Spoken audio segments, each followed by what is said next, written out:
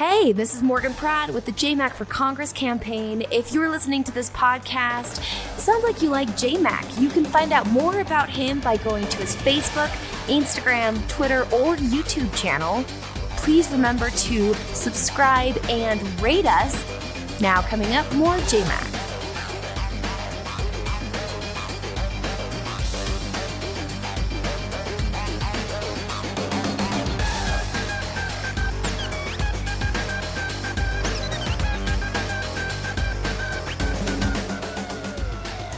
Welcome into another edition of the JMac podcast. So glad that you are with us.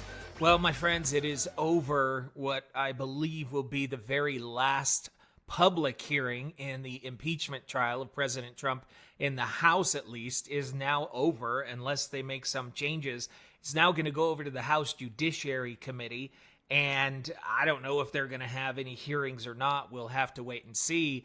But I have been trying to approach this, as you know, if you've been listening to my podcast, as a member of the jury, trying to decide if the Democrats were able to make a case that bribery or high crimes and misdemeanors occurred, because that is the standard set forth by the Constitution in order to impeach a sitting president. Now, I happen to believe that we need to have a very, very high standard for impeachment. Very, very high. That way we keep politics out of the equation as much as possible. Now, I know we can't completely keep politics out of the equation because the Constitution says it's the House who starts the impeachment inquiry, and the House is a political body. So that is very difficult. But I am ready to render my conclusion. If I was sitting on a jury right now, would I vote to convict the President of the United States of high crimes and misdemeanors? And the answer is no. I do not believe that the case was made that high crimes and misdemeanors were committed here. And in fact, I think you'll find that even the Democrats will struggle trying to come up with the laws that were broken or violated. As Republicans have been pointing out, so much of the testimony has been a type of hearsay or secondhand knowledge, and I continue to look for a direct link between the funding, the military aid, and the quid pro quo that they keep talking about. I can't see a clear and convincing connection between the two. That military aid was used as a bribe, so to speak. I do believe that a visit to the White House was based upon the idea that Ukraine would investigate corruption, this company called Burisma and the Bidens. I have no problem believing that. But is that criminal? If you have a president who truly, truly believes that this country tried to interfere with the election against him, and that there is endemic corruption in the country, and that it involved a former vice president, then you can kind of understand why he would do this. I still believe that it was wrong the way he went about it. There are proper channels and proper courses to go. And so I call it irregular and improper, not a high crime and a misdemeanor. And again, I want to keep the standard for impeachment as high as possible. And again, I believe what he did was wrong, and that should be presented to the voters and that they can decide. But I've kind of had this other question in the back of my mind the whole time. And it was actually brought up on CNN today. One of their anchors asked the very question that has been bouncing around in the back of my head about the nature of these investigations and who they are calling as witnesses. This is Jake Tapper just an hour or so ago on CNN asking an important question. Now, I apologize for the audio quality here. It hasn't been posted to their website, so I actually had to record it using my iPhone off of my home television. Here's Jake Tapper asking a very important question. Now, the Democrats and Speaker Pelosi in particular have said that you don't intend to take Bolton, Giuliani, Mulvaney to court to try to force them to testify because that will take too long. But Impeachment is a very serious matter. It's only happened a handful of times in this nation's history. Is it not worth taking the time so that we hear from everyone? Is the desire for expediency here actually undermining the credibility of the case? Wow, great question, Jake Tapper. This is a great question. If this is truly an attempt to get to the truth, to the bottom of what happened, then don't you want to hear from the people who have firsthand knowledge?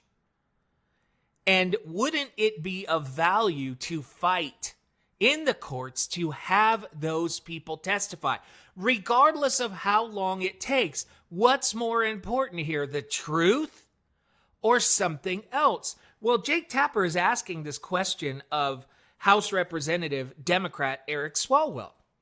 And Eric Swalwell reveals something that I think is stunning.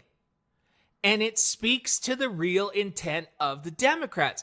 Is this an attempt at getting to the truth, or is this an attempt to affect an upcoming election in their own way?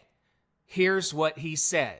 The desire for integrity at the ballot box is overwhelming and predominates over fights in the courts that could go beyond the upcoming election. The president himself invoked the upcoming election when he asked the Ukrainians to investigate a potential political opponent. So the clock starts to run. If we want the upcoming election to be pure and free from outside interference, we have to understand if the president violated his oath of office by inviting a foreign government to help him cheat an election. And so that's why we just can't wait for the president to delay us in the courts. Wait a minute. That makes no sense. If you want integrity in the election, you need to hear from the people who have firsthand knowledge. But you're saying in some warped logic that you can't wait to hear from the people who have firsthand knowledge because you need integrity in the election. You can't have both. You can't have this expediency and looking past the people with firsthand knowledge and have integrity at the election and have truth. You have to be able to talk to these people. Again, if your endeavor, if your goal is to get to the heart of the matter, to get to the truth, then you should be fighting in the courts to hear from these people. But you're not. But you're saying that the reason that you're not is because you want to get to the heart of the matter in time for an election. Do you see how it's a stunning admission that the Democrats are not seeking the witnesses that admittedly the president is saying you cannot talk to, and he is thwarting that investigation, but that can be dealt with in the courts, and it should be dealt with in the courts, so that we can all hear from these firsthand witnesses in this process, so that we don't have to hear what so-and-so heard over a phone conversation in a crowded cafe, so that we can, when the time comes, make a proper decision at the ballot box. And I'm sorry if it's inconvenient to you that an election is coming up so quickly. That should not get in the way of truth. To me, this is a stunning, stunning admission from the Democrats. And it points to true intent. You can't rush justice because an election is coming. That doesn't help you get integrity in an election. That, in fact, actually guarantees the opposite. That when the election comes, voters will have to be answering questions about what somebody overheard. That's not integrity in an election. Fight to get it done right. Again, if your intent is to find out the real truth. But if your intent is to just sway an election, well then sure, just have these hearsay witnesses and try and affect public opinion, and then you're done. I've said it the entire time. I mean, the Democrats have known from the very beginning what the outcome of this is going to be. You know what the outcome is, and I know what the outcome is. The outcome is going to be that the House will impeach. They'll vote to impeach. It will go to the Senate.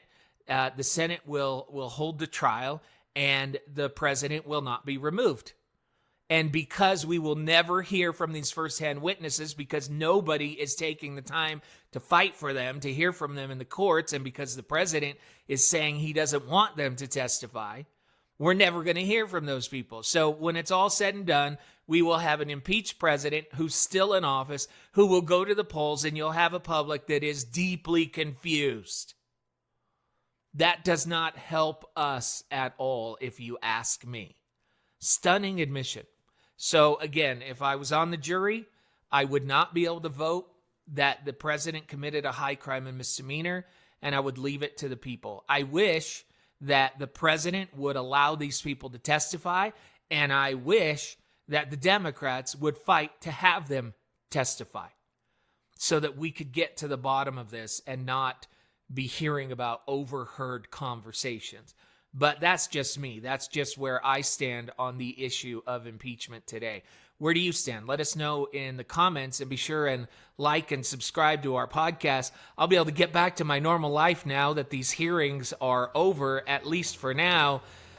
What will I do with all of my extra time? I know. I think I'll go and run for Congress. How about that? Thanks for listening to the JMac podcast.